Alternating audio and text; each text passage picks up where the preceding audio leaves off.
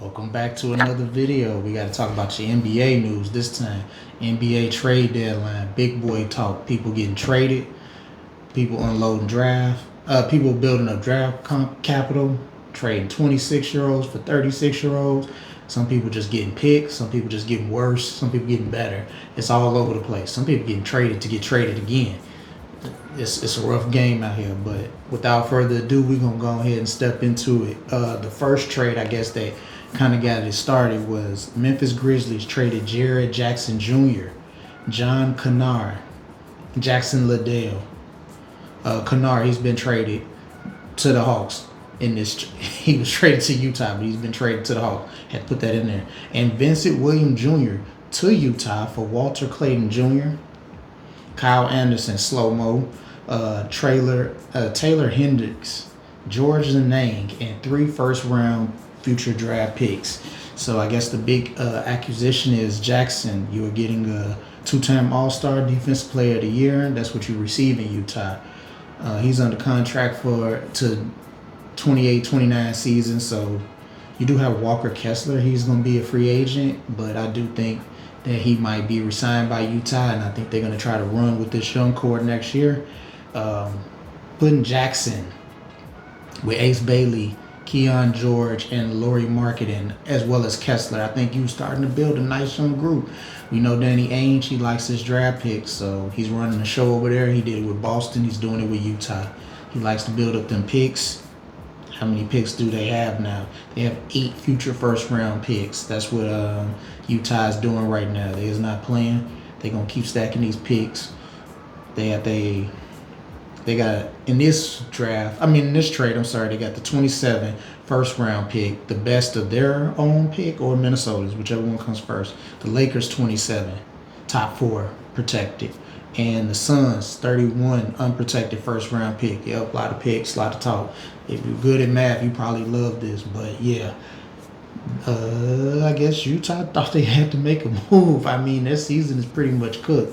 They're pretty much in the draft lottery area side of the game right now. So this got to be a move for next year. Memphis, they looking to unload. So that's just where it is with them. They have no desire to win. Ja Morant is still there. I believe they think they're going to try to work something out, but it doesn't look likely. I wouldn't be surprised if he gets traded at some point. But for now, he's still there. Jackson is out. We should have saw this coming. They traded Bane early in the offseason, so this team is slowly but surely turning around. One thing about Memphis is you've had so many injuries that you got to see what a lot of your young players are worth. And a lot of those guys are pretty good. They've been developed because there's been so many injuries to your starters. So those guys are not bench players now. They are starters, and maybe this team can actually make some noise with all these picks, and you already have a good young core, so hopefully that works out for them. On the Utah side, once again, you got a nice young core as well. A bunch of picks. Memphis also has a bunch of picks. Memphis is now tied with the Nets and the Thunder. 12 first-round picks over the next 7 years, so we'll see what those picks do for them. So they have 12. Utah has 8 future first-round picks. These small market teams are loading up on these first-round picks, seeing what they can do, building a young core, getting rid of some of these big contracts, and I guess they figure they're going to make a run next year, both of these teams. But right now, it looks pretty good for both sides. I can't complain. I mean, you're getting a defensive player in Jackson. Utah, you're getting a big man. You're probably going to re-sign a big man. You already got marketing Lauri, so you got your front court set, and we'll just go from there. Memphis, once you figure out what you're going to do with Ja, I guess we'll see your real plans, but not a bad trade for neither team. In other news, we got Boston. They traded Anthony Simmons for Vooch. Oh, boy. I'm really not a fan of this trade. I thought Anthony Simmons was going to be somebody that they could have kept, even though Tatum is out. There's no guarantee that Tatum's going to come back this year. And I think that would have gave you that shooting depth that you needed just in case he doesn't. Or just in case he's taking a while to get back into the groove. Probably shouldn't even play him this year. I mean, Boston is doing well. See what you got and then work on next year. That should be the goal. But Boston gets rid of him. They trying to stay under the luxury tax. That's what the thing was for a lot of these trades, was get under the luxury tax, not get slapped with these penalties. And it seemed like Boston, they trying to cut. They was 12 million over. Now they're only 6, so it's probably another deal to come at some point. But they're a repeated tax team, and once you continue to go over the luxury tax, your penalties are going to be higher. For those of you that don't know, so they don't want to keep getting slapped with these fines. It's like you do something and then you get a fine. This first speeding ticket is not the same as the second or the third, that type of thing. Anyways, Quinta, he was doing pretty good, but now he's going to go to the bench because Vooch is going to be a starter, but Vooch is going to be a free agent after this year, so you're going to unload his contract. And Simmons, you probably wasn't going to re-sign him, so Tatum will be back next year, so I guess you can work in the draft and set Simmons free. That way you don't have to you can get under this luxury tax. That seems very important for Boston. Bulls, you get a second round pick and you get a good scorer in Simmons. Now the problem is you have Kobe White and you have Ayo. You have a lot of guards in this team, but we're going to talk about that in a minute. So I think Boston, they did what they wanted to do. They have faith that this team is going to be solid, and they're going to have Tatum back at some point.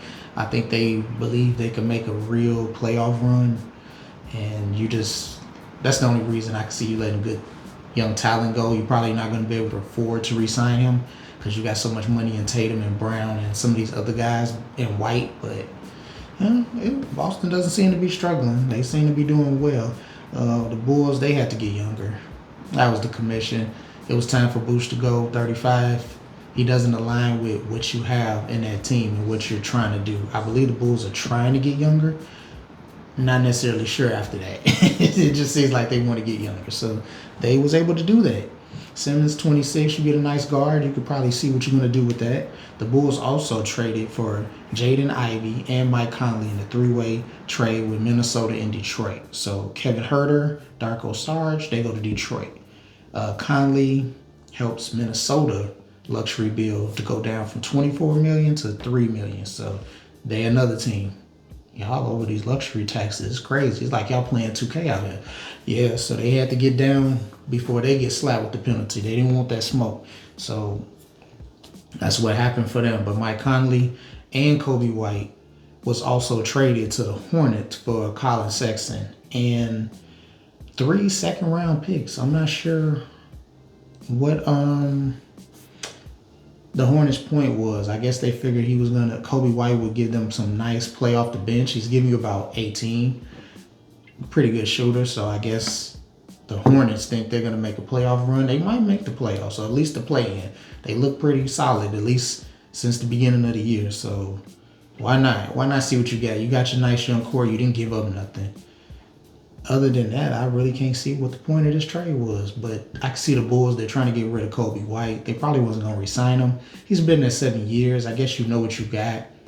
At some point, Bulls, you're going to have to either get out of the play-in and get all the way bad, or you're going to have to get above the play-in and become a real championship caliber team. And you are not. You have not become that. You are a play-in based team who gets stuck with the 5th to 7th round. 7th pick overall. So you never get in that top 3 to get you that generational player, and you never get above the play-in. It's like you always lose to Miami, Atlanta. So something had to change. Might as well blow it up to start all the way over. Get as young as you can and start all the way over. Like, I know White is only 26, 27, but if you're not going to keep him, he's been there for a while. You know what you got. Go ahead and set him free. But we'll see how that goes. Bulls getting younger. Minnesota is cutting money. And then, here we go. We have the big boy trade. Well, one of the big boy trade. The Clippers trade James Harden to the Cavs for Darius Garland and a second round pick. So basically, all this is alleged. James Harden wanted an extension, and at 36, I guess the Clippers wasn't willing to give him that because it looks like the Clippers are looking to unload a lot of contracts and basically free up the money because the Clippers are one of the oldest, if not the oldest team in the league. So something had to come with that. So he wanted an extension. I think the Clippers was against that, and I guess he said he wanted to go to a contender. And Cleveland is a contender. They have had a lot of injuries, but they have felt injuries is not an excuse. They have the talent to win, and they said, hey, we need to win now. So you got Jared Allen. You have Mobley. They're signed through 28, 29. Mitchell is signed through 27, so he has only really 2 years left. I think they feel like this is win now mode. And with Garland being hurt, having a foot injury, he had surgery on the offseason and then re-injured it. Maybe they felt that he wasn't going to be able to contribute enough for them. But if he's healthy, he's good. So they've also traded for Keon Ellis and Dennis Schroeder. So they was basically salary dumping as well, getting some guys that's on expiring contracts that can help you make this playoff run. You got rid of DeAndre Hunter. You wasn't going to keep him. So you're getting a little bit older, but you're basically having a core that can basically get you a championship in 2 years. It's probably 2 years or nothing because, no offense, Cleveland, you got no excuse. Tatum is down. Detroit is looking like the solid team in the East. But it's pretty much you and the Knicks. You're probably the most complete teams that we know of that have been in these positions the last few years. So it has to be you or the Knicks. If not, it would be a fail because the Pacers are down. They all the way down. They getting ready for next year. So a lot of these teams that you would have to deal with, and especially coming off a 64-game win season, it needs to be more done. They said that Mitchell, he didn't agree with playing with Darius Garland in the backcourt. They said that before he got there, when Mitchell was traded a couple years ago, it could be a possibility of a trade because their styles didn't fit. It is what it is, but Clippers, they're getting younger. They get Garland, they get a younger player. They also get some more moves done. So Clippers, they trying to flip it. They might not be going for a championship or a play-in game. They might make that, but make the play-in, but they're basically saying we're going to do something else. We're going to get younger. We're going to start getting some of these picks back because they cooked a lot of those picks, getting Paul George and Harden and some of these guys for the last few years. So got to recoup, got to get younger, which is what they needed to do. Cleveland, you basically saying we going all the way in. Harden is going to take us. How far? Don't know. But Harden is giving you 25 and 8 assists. So the pick and roll with him and Mobley and Allen, that should give them alley-oops all day. And then Mitchell, you can cook as according as you want. So I think that's a good move for them. And Harden's going to come off the books. So if it doesn't work, you can let Buddy go. And he can go where he wants next year, or you might have a championship in Cleveland. We'll see. But it works out for both. And then we got our big bro. You got Anthony Davis. He was traded to the Washington Wizards. Yep. Dallas, you trying to right your wrongs. It ain't going to work. Hey, whatever you did is never going to erase the fact that you let Luka Doncic out your building. It don't matter if you fired Nico. It's on you. It's on Finley because y'all the president of operations. So you above Nico, and it's on the owner, Patrick. It's on you two. One of you two. Y'all can either take the blame together or split it. I don't know, but before Nico, it's you two. So somebody else let him go out the building. And you trading Davis don't really do nothing. But it's not going to make up for the fact that he's still gone. But I guess they had to do something. So Davis, moving him, they cleared up $70 million in cap space. Hopefully you actually use it, but we'll see. So Anthony Davis, Jaden Hardy, D'Angelo Russell, Deontay Exum, they all went to Washington. Here we go. Washington sends back Chris Middleton, A.J. Johnson, Malik Brenham, who was also flipped. He was sent to Orlando. Marvin Bagley Jr., Marley Bagley III. 2 future first-round picks and 3 future second-round picks. That's what Dallas got. Yeah, we're going to see where this is going. But it sounds like a pretty good haul. Middleton, he's on an expired contract, so he might not even be there. He's 34. This is clearly moves to get rid of Anthony Davis and the stench of that trade and wash your hands of it, and to get you some younger, more draft picks. So basically, you could probably hopefully get some people that Cooper Flag can run with that's around his age. I know he's 19, but You got a team full of veterans with a 19-year-old probably not going to work. So, yep. Davis, he only played 31 out of 85 games for Dallas. That's the big issue. When Davis is playing, he is that man. He is one of the top players in the league, but the problem is he's not available as much. And it seems like Washington knows something we don't know because they're trading for Trae Young and Davis. Two guys that are injured. Trae Young has not played for Washington, and we don't know how much Davis is going to play because he's still injured. So it's like you're trying to lose on purpose, but you're trading for all-stars. We're not sure what this is. Maybe they know something we don't know. Maybe it might be next year. We'll see. But Dallas, I guess you have to make it right. Hopefully this makes it right, or just at least starts you in the right direction, because nothing you do is gonna. You just gonna have to get Luka back. That's the only way you can fix that. You have to get Luka back. Other than that, another trade you make that was associated with that trade last year is gonna fix it. But hopefully Davis works out. Him and Trae Young figure it out in Washington, and Dallas gets their life back together, and they can move on. The healing process starts now. So yeah, moving on. The Warriors. Traded Jonathan Kuma and Buddy Hyde to the Hawks, exchange for Kristaps Porzingis. Finally, I want to do the Rock voice, but I'm not going to do it. Yeah, Kuma he's been on the Warriors for way too long, and it seems like he's been stuck there because he doesn't get the playing time he's supposed to get. He just buried on the bench. Steve Kerr and him have some disagreements. They couldn't figure out if they was going to trade him or keep him. They gave him the 2-year, $40 million deal, but clearly that was just to keep him occupied until they actually traded him, and here we are. Kuma, he's going to join a young core. Atlanta, they got Johnson, they got Walker, they got Daniels. They got a lot of young talent down there. They basically restarted from Trae Young, and they look like they're at least a play-in team, but they're probably going to improve drastically over the next year or two. So he's joining at the right time. He's only 23, so once he gets going, that'll help. The Warriors, they get a big man, which we don't know how much of Porzingis they're going to get because he's been hurt. He's hurt now. It would be great because they would give them another three-point shooter. And 7'6", who doesn't want that? Rim protector, somebody that can get rebounds and do what he needs to do in the paint. Let Draymond roam a little bit more. But other than that, this seems like this was just a move to get Jonathan out the building and just allow them to finally break away from each other because they've been back and forth.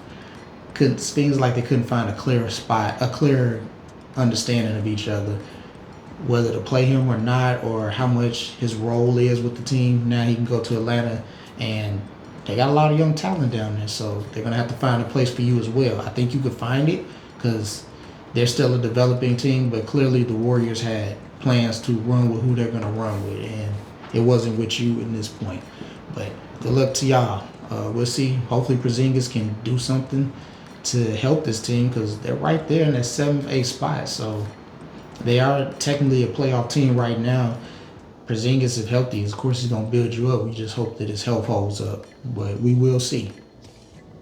And last but not least, we have the Pacers. They are trading Benedict Mathurin, Isaiah Jackson, 2 first-round picks for Ivan Zubac, Kobe Brown, not Bryant, Kobe Brown.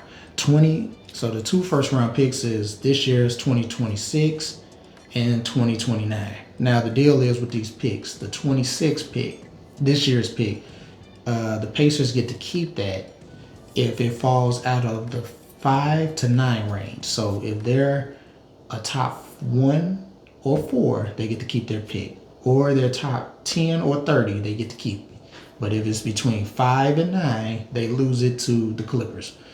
And if they don't lose it this year, that 26 pick becomes a 31 unprotected. So there won't be no stipulations. Whatever the record is, whatever they get in 31, that's what it is, no stipulations. So either you're going to have 26 and 29 or 29 and 31. A lot of math. Anyways, Mathurin, finally, I think he's finally going to break out with the Clippers because they're also on their quest to get younger. They got Garland over there. You got the veteran Kawhi. You do lose Zubac. I'm not sure what the point of that trade was from Cleveland's perspective. He's only 28. You're not really losing. I mean, he's an all-star. You're not really losing anything. I mean, you're not really gaining anything by trading your pretty much your main front court attack. But I guess they seen the 2 picks and they said, we're just going to make a move. I think Clippers is just trying to get younger. You're getting some of these picks back because you lost a lot of picks over the years. Like I said, trading for this guy, bringing this guy in, and nobody's pretty much there but Kawhi, ironically. But because a lot of these guys were brought in to be there with Kawhi, and here they are gone.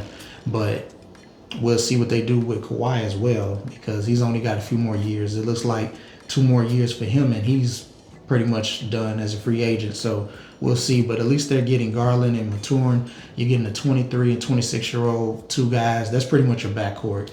They had to get younger. His team was running on fumes as far as the age. So you had to get, y'all look like the Steelers of the NBA. But they finally getting some of these draft picks back. They're getting some of these young guys over there. So we'll see what the Clippers do. They might surprise us. We never know. Pacers on their side, Zubac, that sets them up for next year. We already know this move is to get you a big man because you have not replaced Miles Turner. At least Miles Turner, he didn't play in the paint, but at least he provided that leadership and that big man that you needed. They haven't had that all year. So this is basically you getting that.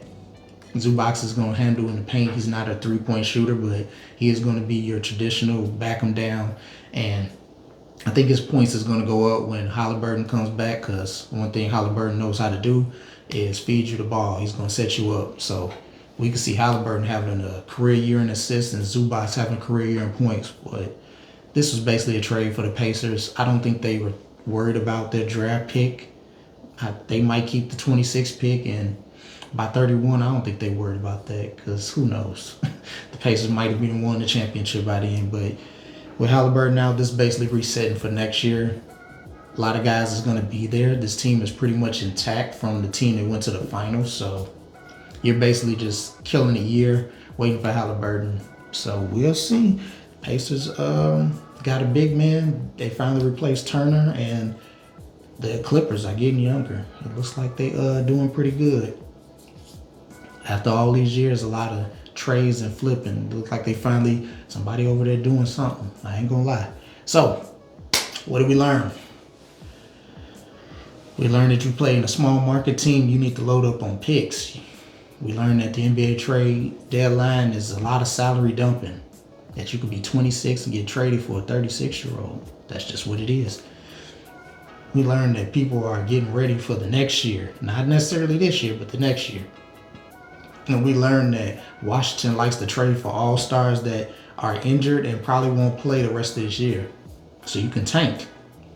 And you can develop your team at the same time. It's a possibility out here. Yep. And you could be traded, and then in 24 hours be traded again.